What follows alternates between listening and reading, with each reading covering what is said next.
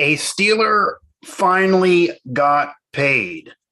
That's right. A Pittsburgh Steeler finally got paid. As you know, Minkah Fitzpatrick getting a new deal, $18+ million per season on his extension. And he now is the highest paid safety in NFL history. Who knows when that will be topped?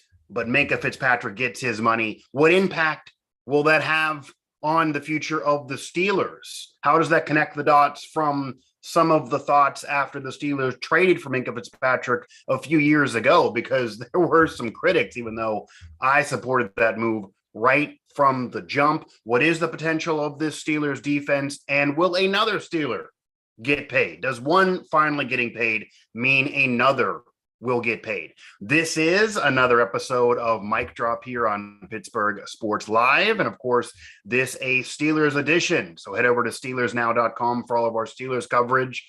We are still in the off season. We are not far from training camp, though, back at St. Vincent. That's something to get excited about, even if probably some veteran players aren't too thrilled secretly. They might have preferred to be home than in a college dorm for a few weeks. Nonetheless, though, it's going to be back at St. Vincent, then preseason, regular season. All of that's not too far away by any means. Of course, hit that subscribe button, comment below. I will fire back at you. And when you subscribe, you get notifications when shows like this pop off and anything is released here on our channel throughout our myriad of networks here in that Sports Now family. And feel free to chat along. Feel free to come at me. This, of course, is Steelers live chat edition of Mic Drop. I'm Mike Asti, and I do want to start with Minkah. So that's the news of the week. That's the big news of the week. It always was a conversation and a debate that some had. I never really thought it was a legitimate one, but whether Minkah or Deontay would be that priority for the Pittsburgh Steelers. And clearly, Minkah Fitzpatrick was that priority. He always was. You even heard after him signing the deal in his media session, which again, the video is here on PSL and our Steelers Now playlist and also on the site, that him and the Steelers wanted this done before training camp. Okay. Now we're still, a ways away, I guess, but they wanted this done before training camp, which makes tons of sense. And when you make someone the highest paid, of course, they're going to sign on the dotted line. But granted, he could have maybe cashed in even more if he wanted to go elsewhere. He touched on wanting to stay with the Steelers, liking the situation with the Steelers, and just kind of sang the praises of the Steelers, gave the Steelers their flowers for giving him his flowers and the money. So it makes sense. And yeah, it hasn't been a championship in over a decade. And yeah, they had playoff disappointments. And yeah, the last few years have been up and down. But there's reason why a lot of players do like playing for the Steelers, do like playing for Mike Tomlin, especially defensive players. We've heard that from Bryant McFadden. We've heard that from Ryan Clark. We've heard that from Joe Hayden, etc. Even players that had to leave, again, like Hayden, singing the praises. So there's something to be said there, even if you want to criticize on how other things were handled of the past. And I don't know if it's a hometown discount per se. We'll see who eventually tops it and where that money goes. But Minkah is a high commodity in the NFL, especially still at his age. He's back in the fold. And Deontay Johnson's a great player as well. It's not any way to say Deontay Johnson sucks by any means. He emerged as the Steelers' number one receiver on the other side of the football, and they're going to need him this year. He finally showed up at OTAs after being late and missed that first week. I did a show. It was no big deal to me. It was no big deal to others. Some did think it was a big deal. He eventually showed up. It was not mandatory. I'm not going to say it's a big deal. I get it. He eventually showed up. So that kind of quieted that. But he's going to be important.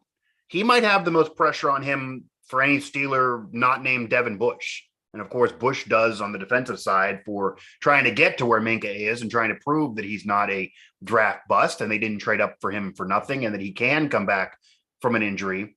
But Deontay Johnson stepped up and emerged as the true one last year, a Pro Bowl caliber season. Prior to that, I always thought he was the one, but it wasn't clear. People debated between him and Chase Claypool. But then you go to last year, he kind of cut the drops away. He did push-ups when he dropped a pass in training camp that I saw at Hines, kind of fixed it, got rid of it, only 3 in the regular season. You saw some key problems in the playoffs, though, with a critical drop. People are going to point to that. I think it's 5 total overall.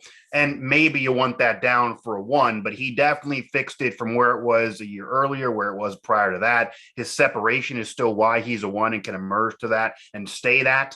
He had better separation than any other receiver. That's why He always was that guy that could become the one more than Claypool with his muscular body. So Deontay has that maturity. He can do everything. He has the hands. He has the separation ability. He certainly has some speed.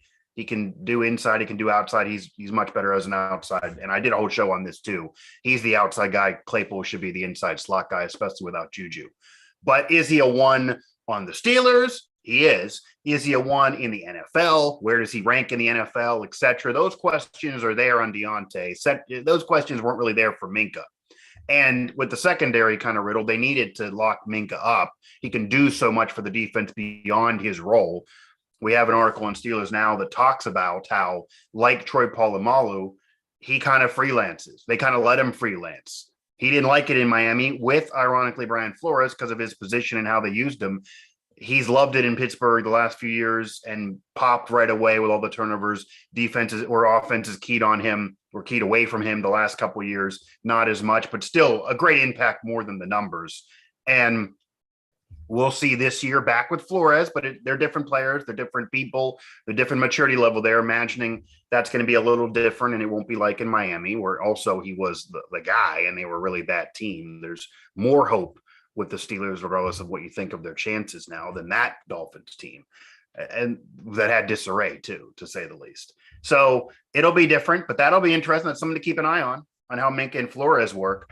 But back to Deontay, again, I do believe, and I don't know if there was much of a priority prior to training camp as Minkah, because Minkah, they clearly wanted to get this done, and he clearly was a priority over Deontay. Just had to be. There's no questions around him like on Deontay and positions they play. The depth of the elite players at Minkah's position, not close to the depth of players that can produce for you, if not elite, but can really produce for you at receiver. Okay. And we've seen elite players at receiver, the team they're with, say, okay, love the production for several years. I'm not going to cash in though with you. I'm not going to pay you big money. Hill, AJ Brown, etc. Somebody else can do it. They work with you for 3-4 years, then they're probably not going to want to pay you either. Because at a receiver position, they want the cash. They want the big money, of course. Deontay does, and that's why there's pressure to step up this year and show he's the one multiple years in a row. But even if he does, how much? Because you can replace that receiver in the draft. They drafted 2 receivers out of the first 3 picks. Again, that's a thing that shows you there's always going to be a depth of great receivers or solid receivers, at least in drafts. They don't need to throw cash at Deontay for fear they won't get anybody else to his level. That maybe could be the case for Minkah, especially his age. So Deontay, I do believe, will eventually get paid. They will have to overpay him to what many of you think they should give him, probably, or where he ranks to lock him up. The value is just there. He's, sooner they do it, the better it will be, though, in terms of finances for the Steelers and not having to fully just throw cash around. Doesn't have the resume as Hill or others, so it won't be them. I don't think he's setting a record, but he'll get it. I think they will bring him back. I think he does want to stay in Pittsburgh as well. But I do get if that's not long-term, and if that doesn't happen, maybe why. Because, again, George Pickens, I think, can step up and have an impact. Austin's a burner, even if I don't think he's a one ever. But they do have Claypool, better slot guy than outside, but he could step up. And then who knows, year after, Jordan Addison's in that USC getting some cash. Pitt fans here who subscribe and follow us at Pittsburgh Sports Now know that. So he'll be in the draft next year, though. Couldn't be in it this year. Again, depending on how they do year-wise, team-wise, record-wise, they're going to have an opportunity at receivers, and it could be dipped in later rounds with production. That hurts Deontay's case. Again, mic drop here, subscribe, comment. I do see some of you in the chat, and it's always, let's go Steelers. Here we go, Steelers. Love the action. Love to see that you are watching. I do see many of you are watching. Feel free to comment. Feel free to chat along. I mostly did this one live time-wise, but want to sprinkle some of these live, want to sprinkle some of these Steelers live chats, because these usually do well and engage you guys subscribing for a reason beyond, just throwing up videos. You can engage, certainly in the show, whether you like it, whether you don't, feel free. I see some of you, again, are waiting around and are still there. Keep it clean if you can, though. We got our advisory up, so it'll knock you off if you don't. And then, of course, we'll have more of these and have post-game shows all throughout the season, which is not too far away. Early on, it might be an issue for me, as I am expecting my first child, a daughter, in early or in late August, actually, early September, maybe. Could be a problem time-wise. Certainly is for our college coverage.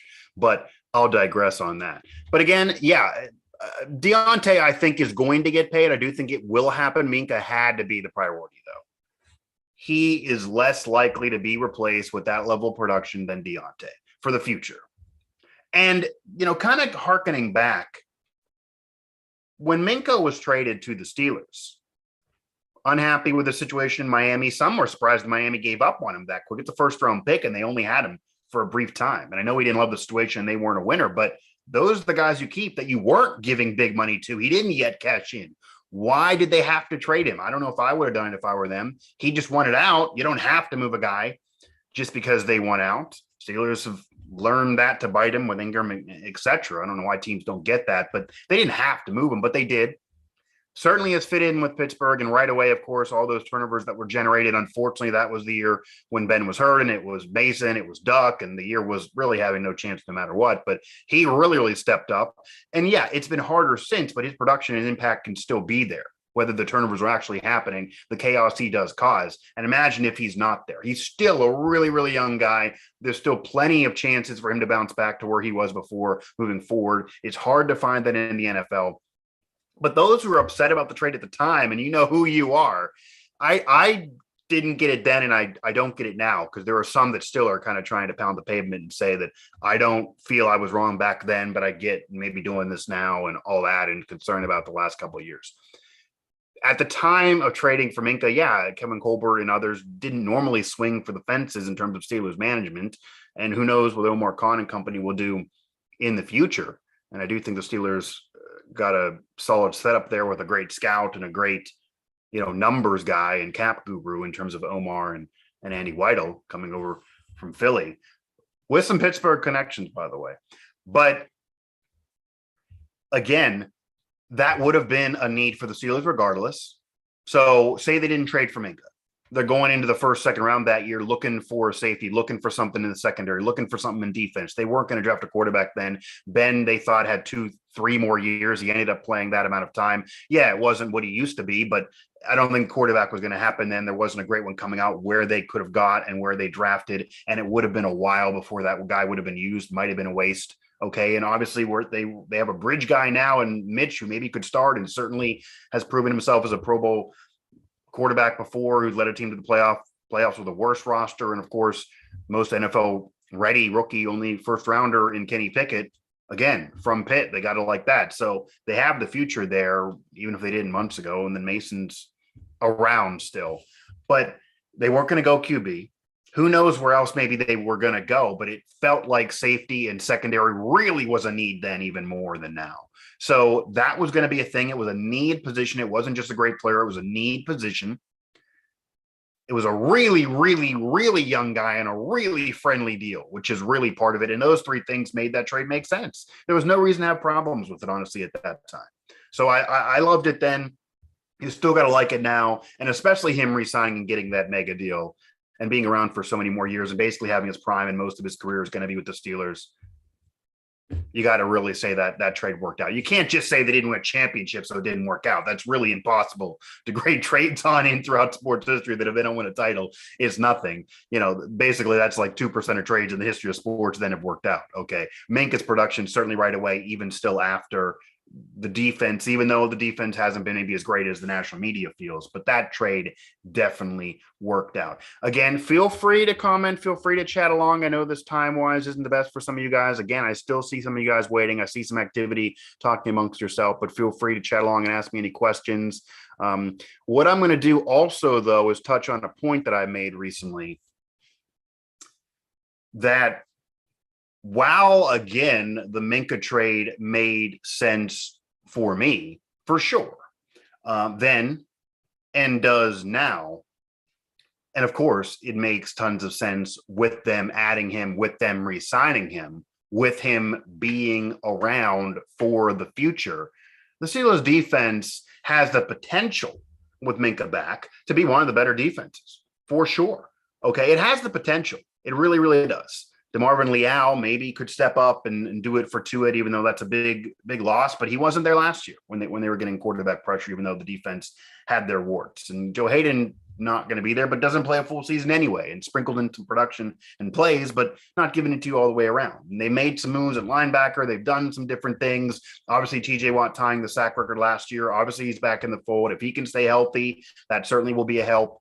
Obviously, Minkah's still there. It's not a perfect defense, but they made some moves. They drafted some players. They did some things at defense that can, and people are talking about this, can make it one of the better defenses in the league. And that may be if the Steelers can contend or not, because whether it's a rookie QB or it's a veteran QB who's not clearly a lead or a Hall of Famer, even if he's serviceable and good for you, the offensive line could still be a question off of last year, even if it's better than last year. You can't get much worse. So really, what's it going to be? Najee still could be hampered from the O-line, even though he certainly got yards last year eventually. And you got a receiver group that I think actually can be good, and the rookies can have impacts right away. But you did lose others. It's not maybe as deep as it was. Certainly James Washington gone. If you get an injury or two, you got some problems. Grant, if you're healthy, you might be okay. And Freiermuth stepping up. So that's the offense. I really do think Freiermuth can be one of the better tight ends in the league overall. And that means as a pass catcher and a blocker, became really a solid blocker last year after not doing that at Penn State. So kudos to him. But I do believe the Steelers defense can be one of the better defenses, not the best, but one of the better defenses in the league. But the last few years, people are acting like, oh, it's just going to stay the course. It'll be good. It's been good. It's got pressure. It's got sacks. We obviously know what TJ Watt's been doing, and tying an NFL record for a single season shows that to you. And he missed the games he missed, that you would have definitely broke it. But it doesn't mean the Steelers defense has been nearly what it was. It doesn't mean the Steelers defense has been great. It wasn't what it was years prior. Okay, the Steelers defense has been giving up points, been giving up yards, pass, run. The run defense hasn't been nearly what it was. And obviously it dropped from, I think, top 11 or 12 2 years ago with Stephon Tuitt to top 20 some last year. So the run defense has certainly been a problem, and that's a major deal. The Steelers got gashed on the ground in games, and that's something you never would remember from a Steelers defense. So the Steelers defense has not been as good as people think it has been nationally, despite the quarterback rushing, despite the sack numbers, despite TJ Watt winning the Defensive Player of the Year and being runner-up otherwise. So you have those awards, you have those recognition, but the other streaks of great sack teams, the Buccaneers, etc., they had some team success the Steelers haven't had. If you're talking about the late 90s Bucks, early 2000s Bucks, if you're talking about the early 2000s Ravens, if you're talking about the mid to late 80s Bears, if you're talking about teams that got the pressure on, okay, the team success was there. Even the Steelers, of course, when they last won a championship in that middle chunk of the mid 2000s and got in a couple Super Bowls. This team is putting the pressure on. It, again, tied an NFL record for the most consecutive weeks with a sack, but I wouldn't say this has been one of the better defenses in the league overall the last few years, even though the national media wants to say that and people want to say that and think that. But it can be that coming up. It can become that.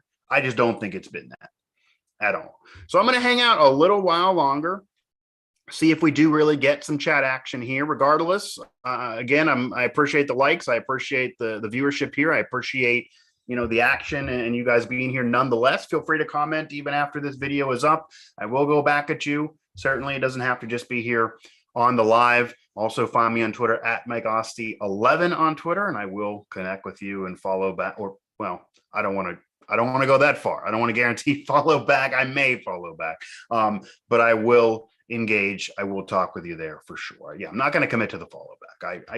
I let loose with a little too much, I think, recently, trying to ingratiate myself maybe. But again, Minkah's deal had to happen. Okay, that was the priority over Deontay. It always was. Should be no news. Should be no surprise. And Minkah, of course, is back in the fold and locked up long-term, legitimizing that trade, which, again, I like then, like it now. It was the need. The money worked out for a while. And you can't replace him, okay? They're not going to find somebody else to do what he's done. And as much as I actually respect Colin Cowherd, who if people are responding, and we had an article, and if you're going to write a post just off of what he says, clearly his game is working okay, for sure. So, I give him his dap and flowers for that. But to say if you didn't win a title, it doesn't work out off trades, it's a bit much, okay? Very few trades then have worked out throughout sports history. Certainly in the NFL. So that makes tons of sense. And, I will also touch on here. I did a past show on this. So you have the full video there of my thoughts on Deshaun Watson. Okay, so I will touch on Deshaun Watson a little bit here. I did a full show. You have my full thoughts on Deshaun Watson. It was just about that. They haven't changed despite new allegations out there when that was recorded. Okay, you go from 15 to 20 to 24 to 26. We're going to probably get over 30. It doesn't matter. There's plenty out there to say there's been enough. There's been plenty off of some allegations, off of comments his own lawyer made, off things that are no longer being denied that he was denying before. Plenty out there to say that he's already done plenty to embarrass himself in the league. Okay. And again, even if there's not a legal bar that anyone's going to go to jail and these are just civil accusations. And again, I'm innocent until proven guilty. I'm not, I'm that type of guy. You got to be that way in our world or it's not necessarily fair, but that doesn't mean you don't take any accusation seriously. So I'm innocent until proven guilty, but you take every accusation seriously. You can investigate, you can do that and still be innocent until proven guilty. But the NFL bar isn't the legal system. That's the legal system. And that's how it has to be, or the world would run amok. But in the NFL, they don't have a legal bar. If you embarrass the shield, if you taint the shield, if you act in a way that's unbecoming, certainly of a quarterback in the National Football League, then of course they can punish you. That's how it's been going the last decade plus. Roger Goodell has that ability to throw that iron fist down, and he's judge, you're an executioner, fair or unfair. And sometimes there is double jeopardy with Ray Rice. They didn't do enough. They see a video, more evidence, then they do more. They should have done more in the first place. Okay, they mishandled it. They covered themselves, and legally that would be double jeopardy, but not in the NFL. And yeah, they've mishandled a lot of situations of the past. They absolutely have, whether it be owners, whether it be players, and that's the whole NFLPA argument right now. You're not handling Dan Snyder fairly. You're not handling the owner situation fairly. You don't want to release the Washington investigation that clearly was just a witch hunt at Gruden. I don't feel bad for Gruden. He certainly comes off like a bad guy, and he got his own fate and has to live with it. But he's probably going to win that case, and it clearly was a witch hunt just to get rid of the guy. The only guy you get rid of in a whole investigation for the Washington franchise is a guy that never worked for Washington. Does that make sense? You're not going to release everything else. You're telling me there's no other emails. There's nothing else funky. There's nothing else dirty there. And it's not even off of what you originally were investigating in terms of Dan Snyder and the operations there and the interactions there and misconduct, et cetera. You got John Gruden and his bigotry, basically. That's not what you were initially going after. Or was it? Because there are people who believe that that's the big fish they wanted. They were sick of his comments. They were sick of him thumbing his nose. They were sick of him wearing a little mask on his nose. They were sick of him, living the Raider life and throwing his middle finger in the air. And no one's going to care because of where he clearly aligns. So let's go get rid of him and then let's cover it up. And we're going to kind of protect our owner that's been around for so long, and Dan Snyder, that actually is the boss of Roger Goodell in a way, because he kind of works for the owners. He's in that group with Jerry Jones, the Moore family, the Rooneys, etc. That's kind of, despite how much success he's not had on the field, and it's been up and down for Washington fans over the last 20 plus 30 years, almost 30 years of him owning the team, he's still that diamond in the rough, an historic franchise. The money's there. He's friends with Tom Cruise. You get it.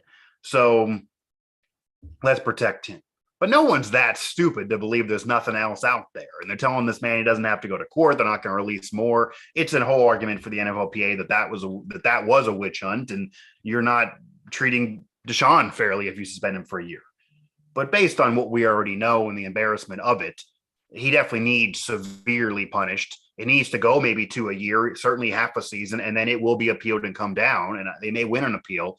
But you got to start high. You got to send a message of what you want. The NFL should have already released a statement, should have already said what they needed to say, should have already, we're well beyond, not tomorrow, yesterday, the NFL should have announce some type of punishment at some point, because the bar of embarrassing yourself and the league has already been reached for Deshaun Watson, regardless of legality.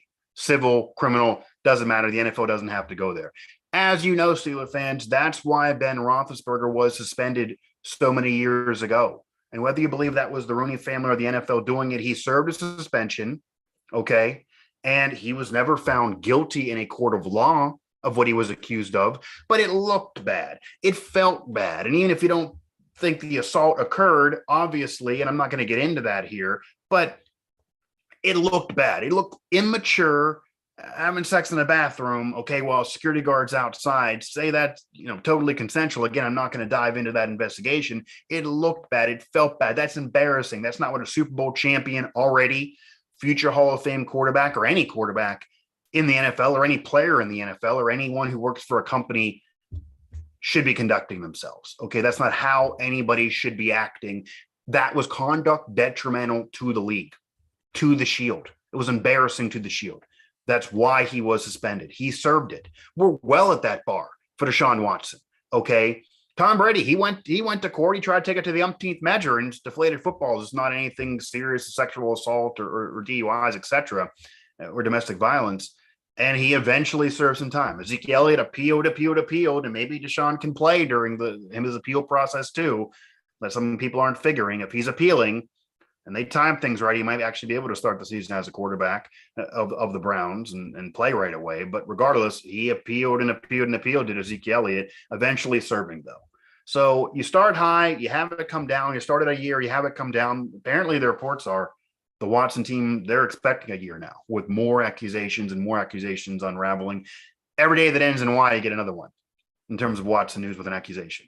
So yeah, give it a year. Yeah, it'll be appealed a little bit down. He might be able to play on appeal right away if they time things. I wouldn't be shocked. He'll eventually play probably, because the Browns clearly are dug in and defending him and giving him tons of money, speaking on a mega deal. But we're well at the bar of the embarrassment and how he should be handled. So I am going to wrap things up here.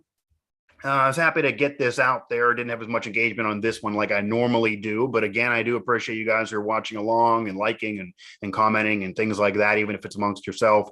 I do see all that, even though I didn't really see a question to legitimately speak on here on this show. But nonetheless, a lot of Steelers news. It's all over there at Steelers now. Minkah got his contract. He deserves it. He had to. He was the priority over Deontay. Deontay will get taken care of. He will have to get overpaid a little bit, but he has pressure to step up and be that one and really prove himself another year, cut down the drops a little bit more, even though, and I mean at the end of the year overall, even though they certainly have been cut down. And I think it's overblown and how much people focus in on that. Because again, yeah, I think 13 plus weeks without one last year. So people are acting like he had drop problems every single week, and that wasn't the case. But again, critical ones at the end, that's what you're going to remember, and remember him as a drop guy from before. But he needs to get the separation, play again, dominate again. A more mobile quarterback and a better O-line and a more mature O-line should help him as well, should help the receivers as well, should be a better offense as well. And that's all Deontay. That's all helping Deontay maybe get that money.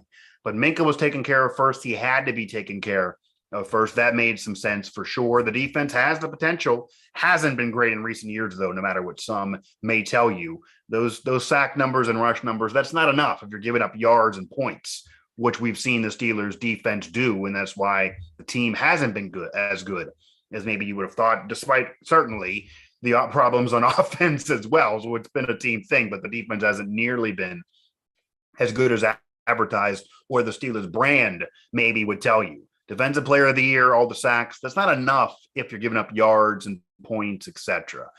And again, Deshaun Watson, we should have heard this news of the NFL handing something down and taking a stance based on the embarrassment that's already out there, regardless of legal situations, yesterday. So hopefully we see it today or tomorrow. Certainly has to happen ASAP. Again, subscribe, bottom of the video. It is free and easy to do so. You get notifications when any of these shows go live, whether it be anything that I do, live chats like this, any of my shows when they are released, mic drop, mic'd up with Mike Fakovkan and I. Certainly any of the post-game shows, the NS9 guys are doing it big for us over there, taking some off my plate in terms of doing those Pirate post-game shows. I do sprinkle in some myself. All our college coverage, of course, and show content and video content and player interviews and coaches from all our myriad of sites. A little bit of a lull in the summer right now. But again, I even did a recent one on West Virginia and expectations and pressure on Neil Brown. So a lot throughout our network that's out there. Subscribe, comment for that reason. Also, of course, follow us on social media at PGH Sports Live. Also at PGH Steelers now for, of course, our Steelers sites. If this was a Steelers show, SteelersNow.com there. Find us there. And I didn't really drop the mic on anything on this show. I wasn't really angry on this show. This wasn't really any reason for me to drop a mic and, let that explode on this particular show. But things to touch on, things to know, things I wanted to discuss here, even if, you guys out there may be discussing amongst yourself. But again, nonetheless, SteelersNow.com, all our coverage is going to keep on churning. That wheel's going to keep on churning. So we're certainly not going anywhere. This has been another episode of Mic Drop here on Pittsburgh Sports Live. This is Steelers Now edition. The Steelers offer money. They pay someone who deserved it, who needed to get paid. There's question marks about somebody else, but it's probably going to work out, guys. They do need to add some pieces. The defense has potential, but not there yet. Hasn't been there, no matter what some will say. And then, of course, Deshaun Watson. We're well beyond a deadline of something needing said by the National Football League. So I will pick up the mic that I didn't really need to drop and have a great rest of your day. I'm out.